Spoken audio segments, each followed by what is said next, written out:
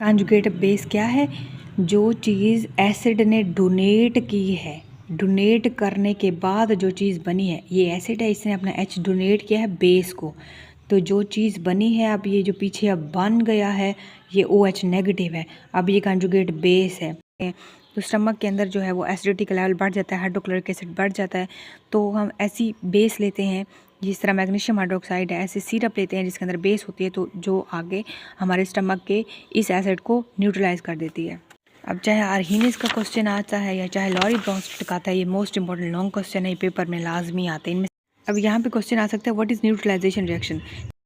अस्सलाम वालेकुम, क्या हाल चाल, लेकिन ठीक होंगे। आज हम स्टार्ट करेंगे एसिड बेस केमिस्ट्री का वन शॉट और आज हम तैयारी करेंगे चैप्टर नंबर 7 की। अगर आप मेरे चैनल पर न्यू है, चैनल को सब्सक्राइब कर दें, वीडियो अच्छी लगे तो लाइक कमेंट शेयर ज़रूर कर दें। एसिड बेस अभी तो इंट्रोडक्शन है, इसमें शॉर्ट और लॉन्ग दोनों तरह से आ सकते हैं, इसकी प्रॉपर्टीज़ पूछ सकते हैं। तो एसिड बेस क्या होते हैं? एसिड्स ऐसे होते हैं जिनका टेस्ट खट्टा होता है। आप हाइलाइटर ले लें येलो कलर का और वो अंडरलाइन करते जाएं। सॉर टेस्ट होता है एसिड्स का, जैसे लेमन का टेस्ट होता है, और ये ब्लू लिटमस को रेड कर देते हैं।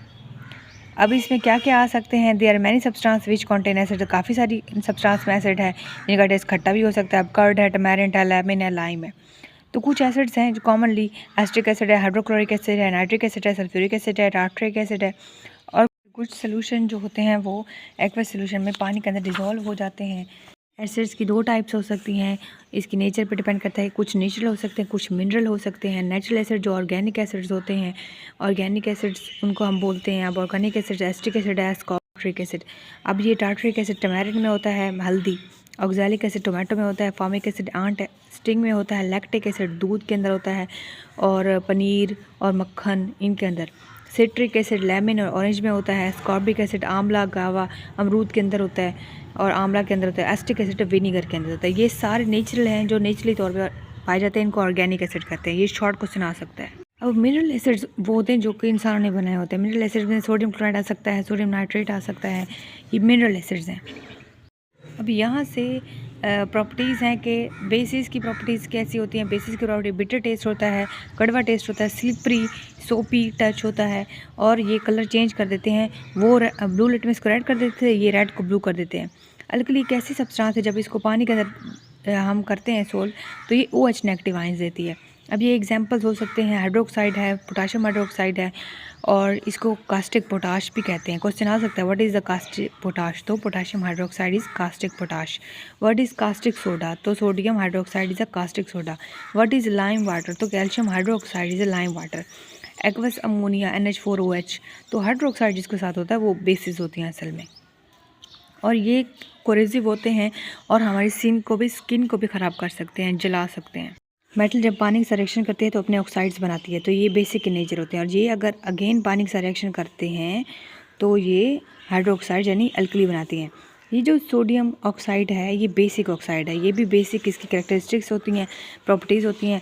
इसके अंदर ऑक्साइड्स होते हैं O2 नेगेटिव जो कि स्ट्रॉन्ग बेस है, मतलब मेटल के ऑक्साइड भी बेस की तरह ही रिएक्शन करते हैं।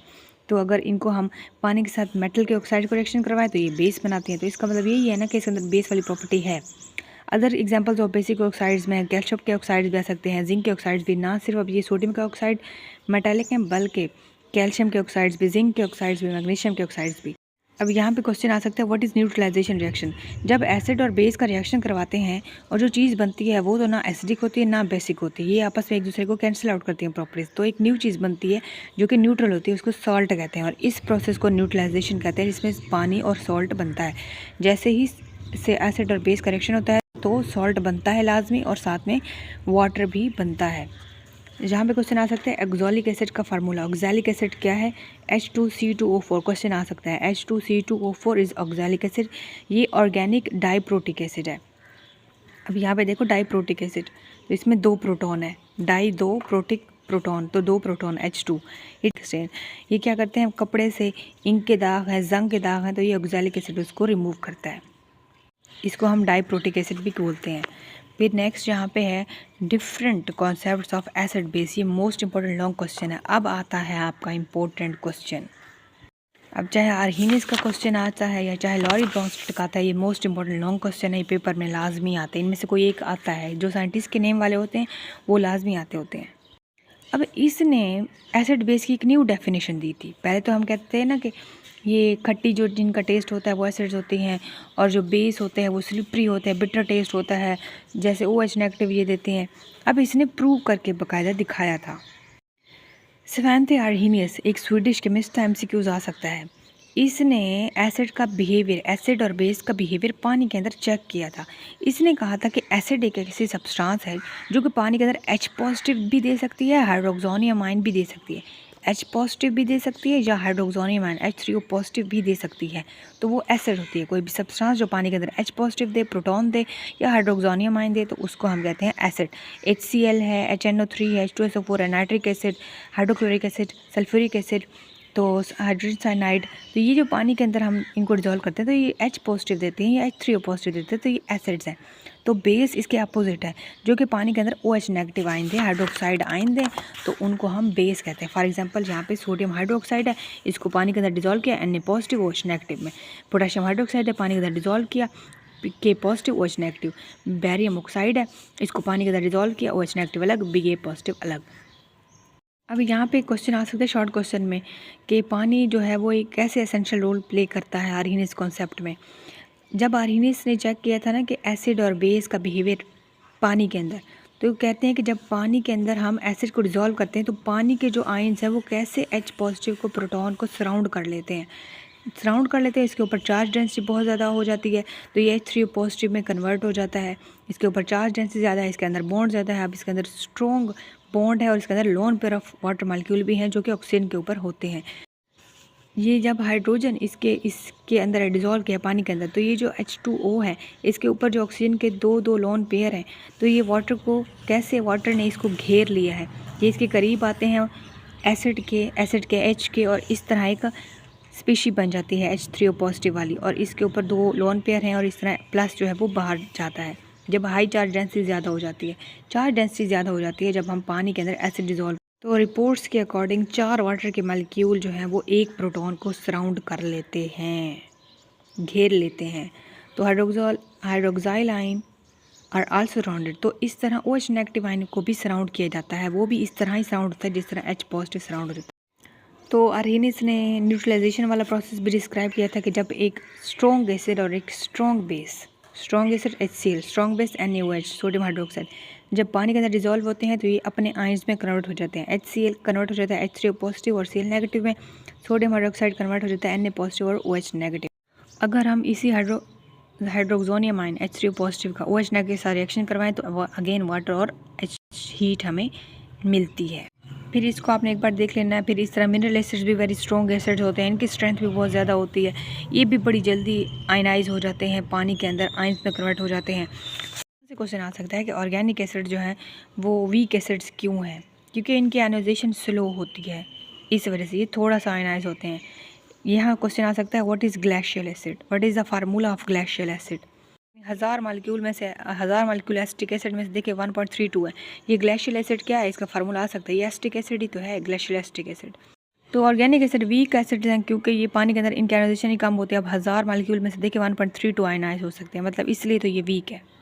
इस तरह आप देख लें तो आयनाइजेशन ऑफ फॉर्मिक एसिड भी बड़ी वीक है, वहाँ भी 1.67% है। तो देखिए इतने 1000 में से इतने मॉलिक्यूल जो है वो आयनाइज होते हैं, तो ये अनडिस्यूटेड है, बहुत वीक एसिड है। सोडियम हाइड्रोक्साइड और पोटेशियम हाइड्रोक्साइड ये स्ट्रॉन्ग बेसिस हैं और ये आयनाइज कम्प्लीटली हो सकते हैं। जो चीज़ स्ट्रॉन्ग है वो इसका मतलब ये है उसकी पानी के अंदर आयनाइजेशन स्ट्रॉन्ग है, वो कम्प्लीटली आयनाइज होता है। जो वीक है उसकी पानी के अंदर आयनाइजेशन वीक है, आयनाइज कम बनाती है, इसलिए वो वीक एसिड है। यहाँ स्टमक एसिडिटी के ऊपर क्वेश्चन आ सकता है कि जब हम मसाले वाली चीज़ें खाते हैं, स्पाइसी फूड्स खाते हैं, तो स्टमक के अंदर जो है वो एसिडिटी का लेवल बढ़ जाता है, हाइड्रोक्लोरिक एसिड बढ़ जाता है। तो हम ऐसी बेस लेते हैं जिस तरह मैग्नीशियम हाइड्रोक्साइड है, ऐसे सिरप लेते हैं जिसके अंदर बेस होती है, तो जो आगे हमारे स्टमक के इस एसिड को न्यूट्रलाइज कर देती है। तो मैग्नीशियम हाइड्रोक्साइड को हम एंटासिड भी कहते हैं, ये एसिड के खिलाफ एक्ट करता है। अब अपने लॉरी ब्रोंस्टेड का कॉन्सेप्ट समझना, ये मोस्ट इंपॉर्टेंट, ये अगेन मोस्ट इंपॉर्टेंट क्वेश्चन है। इसके अकॉर्डिंग जो एसिड होते हैं वो डोनेट करते हैं प्रोटॉन और बेस एक्सेप्ट करती है प्रोटॉन। मतलब इसने प्रोटॉन के ऊपर कॉन्सेप्ट रख दिया कि एसिड डोनेट करते हैं प्रोटॉन और बेस एक्सेप्ट करती है प्रोटॉन। यहाँ पे क्वेश्चन है कि जो आर्हीनियस कॉन्सेप्ट है वो बड़ा लिमिटेड है, उसकी लिमिटेशन है। अब सोडियम कार्बोनेट और पोटाशियम कार्बोनेट है ये भी तो, और NH3 इनके पास हाइड्रोक्साइल ग्रुप नहीं है, OH नेगेटिव नहीं है, लेकिन ये पानी के अंदर आयनाइज हो के बेस देती हैं। मतलब ये भी तो बेसिस हैं, लेकिन इनके अंदर OH नेगेटिव तो नहीं है।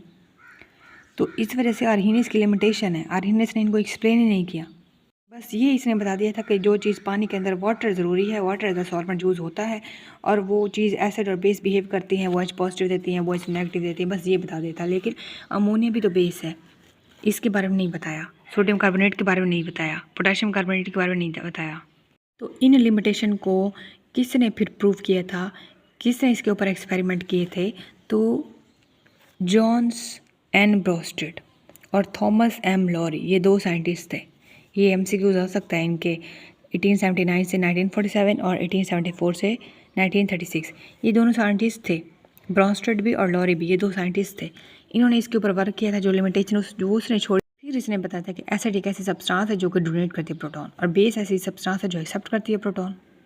बस आर्हीनियस एसिड है, HCl है हमारे पास। अब HCl में से H पॉजिटिव जो चीज़ डोनेट कर दे वो क्या होगी? एसिड होगी।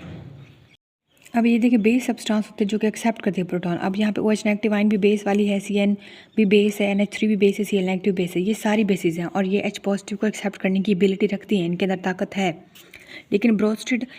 लेकिन आर्हीनियस ने तो ये नहीं कहा था। आर्हीनियस ने तो कहा था कि OH नेगेटिव जो देती हैं वो सिर्फ और सिर्फ बेसिस है, लेकिन उसने ये तो नहीं बताया था। लेकिन ये है CN वाली भी, NH3 वाली भी, Cl नेगेटिव, ये भी बेसिस है। लेकिन आर्हीनियस ने नहीं बताया था, लेकिन इन्होंने बताया था कि ये दो एक्सेप्ट करती हैं। जो चीज़ एक्सेप्ट करती है प्रोटॉन वो बेस है, क्योंकि इनकी डेफिनेशन और है। यहाँ पे यही तो लिखा हुआ है, all Bronsted Lowry acids and bases are not Arrhenius acids and bases. इसका मतलब ये है कि उन्होंने तो कहा था कि वो जो H पॉजिटिव देती हैं और OH नेगेटिव देती हैं वो बेसिस हैं, और H पॉजिटिव वाली पानी के अंदर वो एसिड्स हैं। लेकिन लोरी ब्रोस्टेड का कॉन्सेप्ट और है, जो कि प्रोटॉन देती हैं, प्रोटॉन एक्सेप्ट करती हैं, वो बेसिस हैं, और जो डोनेट करती हैं वो एसिड्स हैं। तो इस वजह से लिखा हुआ है कि all Bronsted Lowry acids and bases are not Arrhenius acid and bases. अब ये देखें NH4 है, ये आर्हीनियस एसिड तो नहीं है। NH3 है, ये आर्हीनियस बेस तो नहीं है। लेकिन इन्होंने कहा था कि NH3 जो है वो बेस है। तो यहाँ से आपने देखना है, ये कॉन्सेप्ट है मेन। एसिड डोनेट करता है प्रोटॉन, बेस एक्सेप्ट करती है प्रोटॉन। अब ये एक है एसिड HCl और ये बेस है वाटर। अब यहाँ पे देखें तो अभी हमने बोला है ब्रोस्टेड लोरी कॉन्सेप्ट कहता है कि एसिड डोनेट करता है प्रोटॉन, और ये HCl है, ये एसिड है, ये अपना डोनेट करेगा प्रोटॉन, ये अपना H डोनेट करेगा इसको, बेस को। और बेस क्या है? वो जो एक्सेप्ट करती है प्रोटॉन। तो यहाँ पे ये बेस है, यहाँ पे एसिड है। एसिड ने अपना H प्रोटॉन डोनेट किया है, यही तो एसिड है, और बेस ने वो जो आ रहा है उसको एक्सेप्ट किया प्रोटॉन, तो वो बेस है। तो इस तरह H3 पॉजिटिव और Cl नेगेटिव बन गया। मोस्ट इंपॉर्टेंट कॉन्सेप्ट है कॉन्जुगेट बेस और कॉन्जुगेट एसिड का। कॉन्जुगेट क्या है? कॉन्जुगेट बेस ऐसी स्पीशी जो कि बने donating a proton, proton donate करने से। अब प्रोटॉन डोनेट कौन करता है? एसिड। एसिड डोनेट करता है, तो उससे जो चीज़ बनी है वो कॉन्जुगेट बेस है। और जो प्रोटॉन एक्सेप्ट किया है उससे जो चीज़ बनती है वो कॉन्जुगेट एसिड है, बिल्कुल नाम अपोजिट है। और कॉन्जुगेट बेस क्या है? जो कि एसिड से जो चीज़ डोनेट करने से जो चीज़ बनी है वो कॉन्जुगेट बेस है। यहाँ देखें अमोनिया बेस है और वाटर एसिड है इस रिएक्शन में। अब वाटर के अंदर एबिलिटी है कि वो एसिड और बेस दोनों एक्ट कर सकता है। मतलब वाटर एज एसिड भी एक्ट कर सकता है, बेस भी एक्ट कर सकता है, दोनों तरह से इसका एक्शन है। ये एज एसिड भी और एज अ बेस भी एक्ट कर सकता है। लेकिन इस रिएक्शन में देखें तो अमोनिया बेस है और वाटर जो है वो एसिड है। कॉन्जुगेट बेस क्या है? जो चीज़ एसिड ने डोनेट की है, डोनेट करने के बाद जो चीज़ बनी है, ये एसिड है, इसने अपना H डोनेट किया है बेस को, तो जो चीज़ बनी है, अब ये जो पीछे अब बन गया है ये OH नेगेटिव है, अब ये कॉन्जुगेट बेस है। अब ये जो न्यू चीज़ बनी है आने के बाद, यहाँ से H आने के बाद अब ये NH3 नहीं रहा, NH4 बन गया है। इस चीज़ को कॉन्जुगेट एसिड कहते हैं, क्योंकि एसिड ने अपना प्रोटॉन दिया है बेस को। तो यहाँ पे कॉन्जुगेट बेस क्या है? ये जो OH नेगेटिव है कॉन्जुगेट बेस है, क्योंकि ये डोनेटिंग का प्रोटॉन बाय एसिड। अब ये कॉन्जुगेट बेस क्या है? इसका नाम अपोजिट है। इसने कॉन्जुगेट बेस कैसे बनी है? ये जो वाटर है और ये बेस है, वाटर है एसिड, बेस है NH3। वाटर ने अपना H दिया है NH3 को, तो ये इसके बाद जो चीज़ बनी है वो कॉन्जुगेट बेस है, क्योंकि इसने बेस की तरफ दिया है। और अब बेस जो चीज़ बन गई है वो कॉन्जुगेट एसिड है, मतलब बिल्कुल अपोजिट हुआ है। एम्फोटेरिक कंपाउंड्स क्या होते हैं? जो कि बोथ एसिड और एक्ट की तरह, बेस और एसिड की तरह एक्ट करते हैं। तो पानी एम्फोटेरिक कंपाउंड है, वो एसिड की तरह भी एक्ट कर सकता है और बेस की तरह भी कर सकता है। जहाँ पे एसिड मौजूद हो बेस ना मौजूद हो वो बेस की तरह एक्ट कर सकता है, जहाँ पे बेस मौजूद हो एसिड ना हो वो एसिड की तरह रिएक्शन कर सकता है। अभी पीछे देखा है।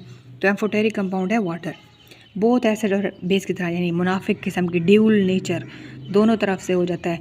एसिड भी बन सकता है, बेस भी बन सकता है। फिर ये कह रहे हैं कि इन रिवर्स रिएक्शन में देखें तो OH नेगेटिव जो है वो बेस है, क्योंकि ये एक्सेप्ट करती है प्रोटॉन डोनेटेड बाय एसिड। अब एसिड हमेशा डोनेट ही करता है प्रोटॉन और बेस हमेशा एक्सेप्ट ही करती है प्रोटॉन।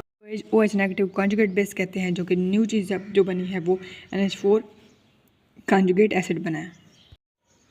अब HCN देखें एसिड है और H2O देखें बेस है। HCN से हाइड्रोजन गया है H2O की तरफ, तो पीछे CN बच गया। अभी एसिड, अब एसिड नहीं रहा, अब सिर्फ CN बन गया, यानी ये बेस बन गई, क्योंकि अपना इसने इलेक्ट्रॉन बेस को, अपना इसने H पॉजिटिव बेस को दे दिया, तो कॉन्जुगेट बेस बन गई है। और H2O, अब H2O नहीं रहा, पहले H2O बेस था। जब इसने एसिड से अपना प्रोटॉन एक एक्सेप्ट किया तो ये अब कॉन्जुगेट एसिड बन गया, क्योंकि इसने एसिड से अपना प्रोटॉन एक्सेप्ट किया, तो इस वजह से कॉन्जुगेट एसिड है।